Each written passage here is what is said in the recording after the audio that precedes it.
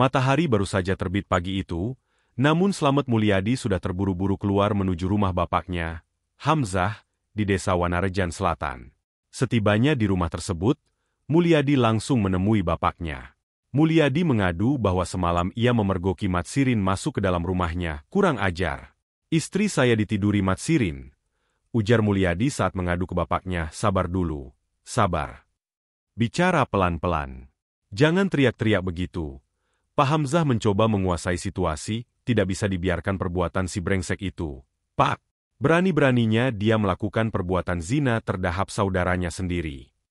Mulyadi masih tersulut emosi. Apa kau yakin dengan apa YG kau katakan barusan? Tanya Pak Hamzah meyakinkan kepada bapaknya. Mulyadi mengaku melihat semua kejadian itu dengan mata kepalanya sendiri. Hatinya sangat murka saat mengetahui istrinya tercinta tengah bercinta dengan Matsirin. Matsirin sendiri merupakan suami Anifah yang tak lain masih saudara sepupunya. Terbongkarnya perselingkuhan itu berawal saat Mulyadi terbangun dari tidurnya pada dini hari. Saat itu, Mulyadi tengah tidur di ruang tamu rumah mertuanya di desa Banjardawa, Taman.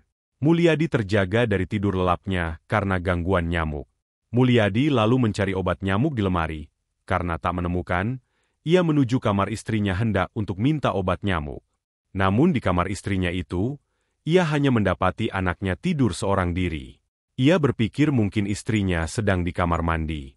Segera ia menuju ke sana. Tapi sama, Mulyadi tak mendapati istrinya. Sebenarnya kemana dia pergi malam-malam begini? Bahkan anak dibiarkan tidur sendirian. Gumamnya dengan segala kecurigaannya, saat keluar dari kamar mandi, istrinya ternyata sudah berada di ruang tamu. Tanpa diminta, istrinya kemudian menyodorkan obat nyamuk yang dicarinya. Sedang cari obat nyamuk. Mas, ini. Di sini memang banyak sekali nyamuk, ucap Ulfa, istri Mulyadi, sembari menyodorkan obat nyamuk beserta tatakannya. Mulyadi menampani obat nyamuk tersebut untuk segera dia bakar lalu melanjutkan tidurnya. Dia sebenarnya sempat penasaran dengan istrinya yang tiba-tiba muncul saat itu. Namun ia memilih untuk melanjutkan tidurnya. Matanya terasa sangat mengantuk karena lelah setelah seharian bekerja. Tapi baru saja memejamkan mata, tiba-tiba Mulyadi mendengar suara Ulfa dari dalam kamar. Ia berkata kepada anaknya bahwa dirinya hendak ke kamar mandi. Entah untuk apa dia malam-malam ke kamar mandi, mendengar hal tersebut, rupanya rasa penasaran Mulyadi muncul lagi. Kali ini, ia segera bangun dan memastikan apakah istrinya ke kamar mandi betulan atau hanya alasan saja. Saat itulah, Mulyadi melihat salah satu kamar yang gordennya biasa terbuka tiba-tiba dalam keadaan tertutup. Rasa penasaran Mulyadi semakin memuncah. Dia pun dengan cepat menyingkap gorden tersebut untuk melihat apa yang tengah terjadi di dalam kamar tersebut. Seketika matanya terbelalak ketika dirinya menemukan Matsirin dalam keadaan tanpa pakaian berada di balik pintu kamar. Mulyadi pun kalap. Ia dengan buru-buru keluar kamar dan mencari celuritnya. Langkahnya sudah seperti orang kesurupan. Hatinya sangat dipenuhi rasa murka. Ia ingin menebas kepala laki-laki brengsek itu. Tapi sialnya, saat kembali ke kamar tersebut Matsirin ternyata telah kabur keluar. Mulyadi kemudian mengejar Matsirin keluar, hendak menebas kepalanya. Ia bahkan terus mencari hingga waktu subuh tiba.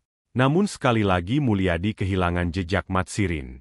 Akhirnya ia terpaksa kembali ke rumah dan pulang ke rumah bapaknya dengan amarah yang masih memuncak. Mendengar cerita anak laki-lakinya tersebut, Pak Hamzah yang awalnya masih mencoba tenang, tentu saja ikutan geram.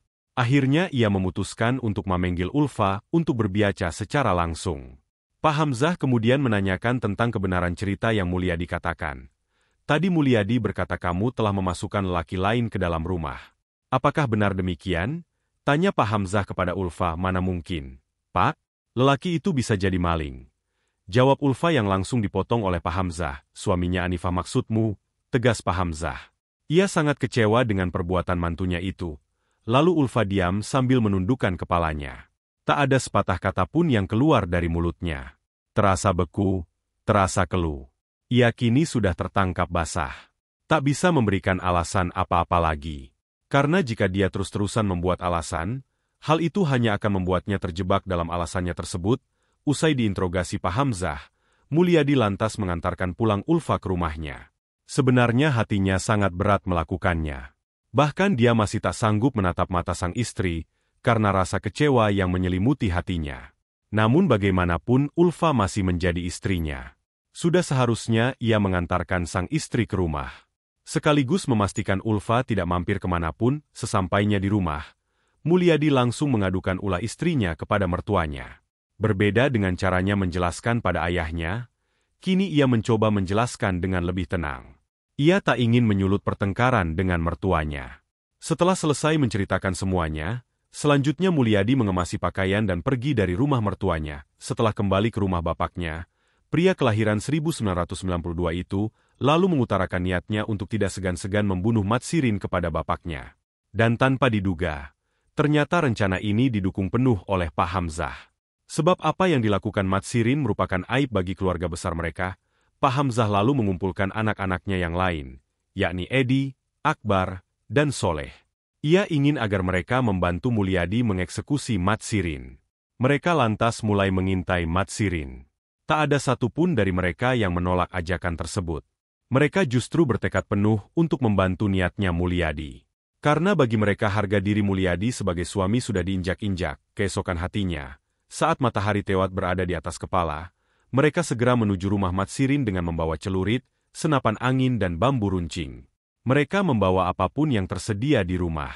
Berharap barang-barang tersebut bisa dijadikan alat untuk membunuh Matsirin si brengsek. Setibanya di rumah Matsirin, Mulyadi memimpin kelompok dan langsung masuk ke rumah tersebut untuk mencari Matsirin brak. Pintu rumah itu didobrak paksa. Astagfirullahaladzim. Ada apa ini, Mas Yadi? Tanya Anifah panik. Sudah, jangan banyak tanya. Di mana kau sembunyikan suamimu yang brengsek itu? Bentak Mulyadi. Tekadnya sudah sampai ke ubun-ubun. Jelaskan dulu apa yang terjadi. Aku tak tahu apa-apa. Atau mau kubuatkan kopi dulu untuk kalian? Anifah mencoba menenangkan suasana. Halaah. Tak usah banyak omong kau. Mana suamimu?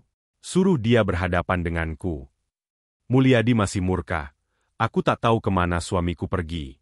Aku bersumpah. Dia tak bilang apa-apa saat pergi tadi. Jawab Anifah ketakutan. Anifah ternyata tidak bodoh. Dia yang secara tidak langsung sudah mengetahui kedatangan Mulyadi dan kawan-kawan, lalu memohon agar Mulyadi tidak mencelakai suaminya. Sebab bagaimanapun, hubungan mereka masih keluarga.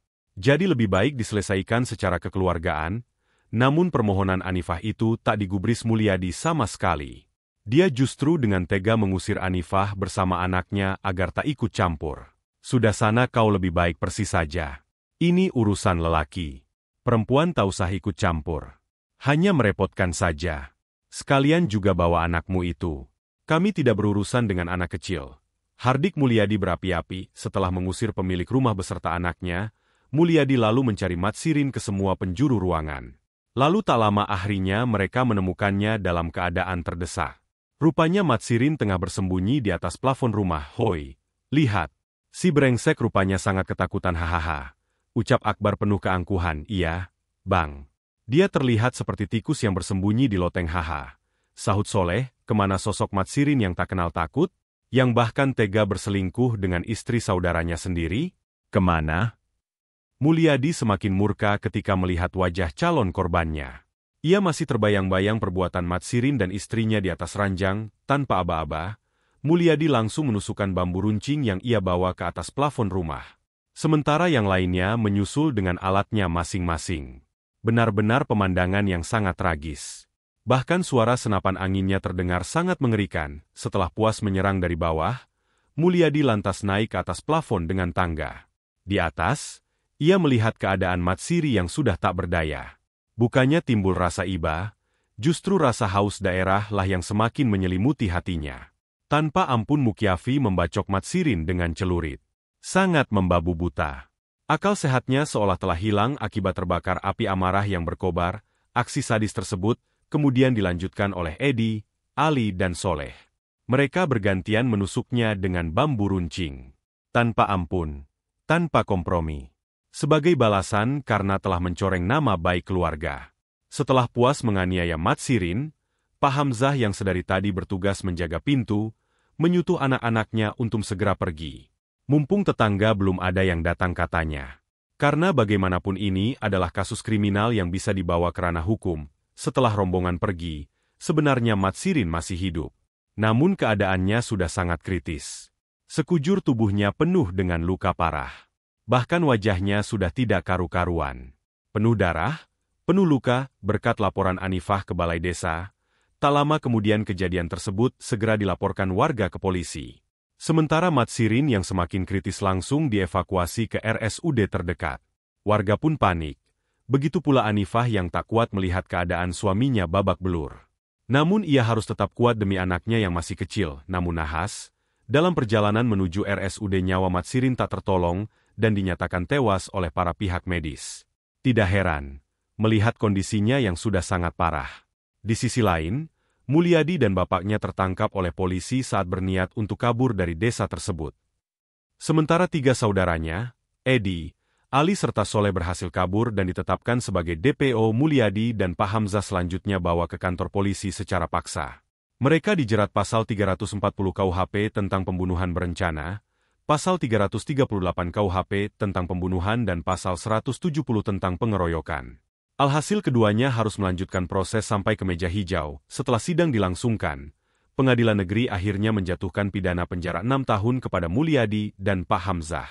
Vonis anak dan bapak ini lebih ringan setahun dari tuntutan jaksa sebelumnya, yakni Mulyadi 7 tahun dan Pak Hamzah 8 tahun pidana penjara, menyatakan terdakwa I, Hamzah bin Takim dan terdakwa 2.